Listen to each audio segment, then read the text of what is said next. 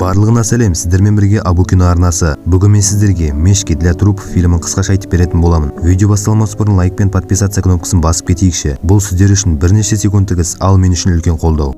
Фильм Кронер есімді дәрігер шалдан басталады. Ол адамдардың қалай өлгенінің 3 тарихымен бізге бөліседі. Бірінші адамның өлген тарихы бос тас жолынан табылған болатын. Бірінші тарих сіздерге қызықсыз болуы мүмкін, бірақ видеоны аяғына дейін көріңіздер. Видеоның ортасы өте қызық. Сцена Ан есімді студент қызға аударылады. Ол жұмысқа тұруға түнгі сменге келеді. Жұмысқа келгенде оны Билл есімді жігіт күтіп алады. Ол қызға ішкі жұмыс туралы түсіндіріп, есіктің өздігінен құлыпталып қалатынын ескертіп, оған кілт беріп кетеді. Бірінші жүргізуші оны қорқытып жібереді және жанармайын толтырып кетіп қалады. Екінші кезектегі жүргізуші қызбен кішігірім диалог жүргізеді. Ол жігіт ақшасын кредитный картасымен төлейді және ұмытып кетіп қалады. Қыз артынан жүгіріп шыққанда есіктің кілті іште қалып, сыртынан құлыптанып қалады. Кенет артынан оны үйсіз кісі алаңдатып жібереді. Ол қыздан дәретхананың кілтін сұрайды. Қыз арғы зданиядан запасный кілтті іздейді. Ол Биллдің суретін байқамайды, бірақ кілтті табады. Ол үйсіз кісіге көмектесіп алғысын алады. Кезекті адамда келіп қыздан дәретхананың кілтін сұрайды, бірақ дәретхананың бос емес екендігін айтады. Ол кісі күте тұрамын деп кетіп қалады. Ан ол кісінің әйеліне жанармайдың батырмасын қосуға көмектеседі. Кейін Ан арғы тех қызмет көрсету зданиядан көліктің көтеріліп жатқанын көреді. Ан қорқып жұмысшыларға қоңырау шалады, бірақ одан түк шықпайды. Сөйтіп қолына кілт алып сол жаққа барады. Ан көліктен өлген бағанағы үйсіз кісіні көріп шошып жерге құлап майды төгеді. Ан Биллға қоңырау шалады, бірақ арғы зданиядан суреттегі Билл емес, жалған атты адам оны кемсітіп күледі. Ол қызды өлтіруге барады. Ан ұратын қару іздейді. Ішке кірген жалған атты Биллді соғып құлатады. Қыз арғы зданияға барып көлікті оталдыруға тырысады, бірақ одан түк шықпайды. Кенет артынан кредитный картасын ұмытып кеткен жігіт келіп көмектеседі. Жалған атты Билл оны оңай құлатады. Дегенмен ол жердегі майдан тайып құлап, оның өмірі сол сәтте қиылады.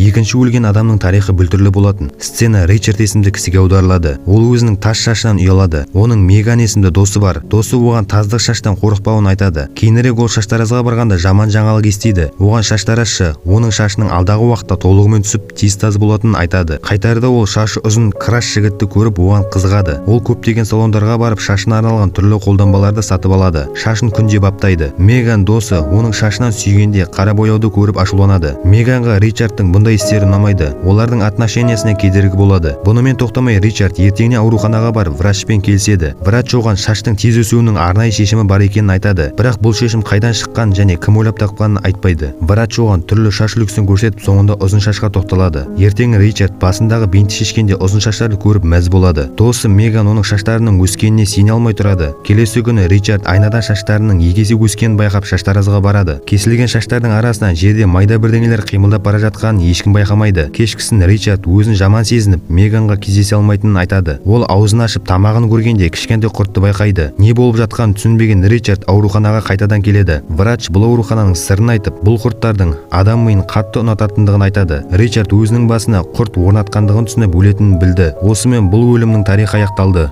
Үшінші өлімнің тарихы бейсболист Брант есімді жігітке байланысты. Ол кішкентайынан спортты ұнатады. Қайтары жолда ол кассетамен ән тыңдағысы келіп ременін ағытады. Осы себептен ол ағашқа соғысады. Ол ауруханада көзін ашқанда бір көзінен айырылғанын түсінеді. Енді ол карьерасы аяқталды ма деп қорқады. Бірақ бас дәрігер оған алаңдамауын және жаңа көз саламыз деп мәлімдейді. Брант жаңа көзімен бірінші рет әлемді көреді. Әлемді ғана емес, түрлі галлюцинация елестейді. Брант үйінде терезесін жаппақшы болғанда аула алдында топырақтан бір әйел шыққанын көреді. Ертеңі ол тексермекші болып сол жерде қазады. Ол кешегі көрген қыздың аяғын қазып алады. Ол қорыққаннан үйіне барып мағына ашатын кітап оқиды. Кейін Брант әйеліне балаларға арналған кровать жасаған көрсетпекші болғанда, оның көзіне кезекті галлюцинация елестейді. Ертеңі ол дәрігерге барып, өзіне салған көздің кімдігі екенін білгісі келеді. Ол керекті ақпараттарды тауып, ол адамның құрбандарды тек аққұбалардан таңдаған өлтіруші болды. Үйіне қайтқанда Брант тағы сол жерді қазады. Оның әйелі байқап, не үшін қазып жатқанын сұрайды. Брант оның артынан қуып ұстап алады. Кети оның ауруы қозып кетті деп ойлайды. Брант оған мағына ашатын кітаптың бірінші бетін көрсетіп, әйелін құтқару үшін өзіне пышақ тығып өлтіреді. Осымен үшінші өлу тарихы аяқталады. Видео ұнаса лайк басып, төменде подписаться кнопкасын басып кетейікші. Менің арнамнан шығатын жаңа видеоларды жіберіп алмас үшін қоңыраушаны қосып қойыңыздар. Сіздермен бірге болған Абу кино арнасы, келесі кездескенше.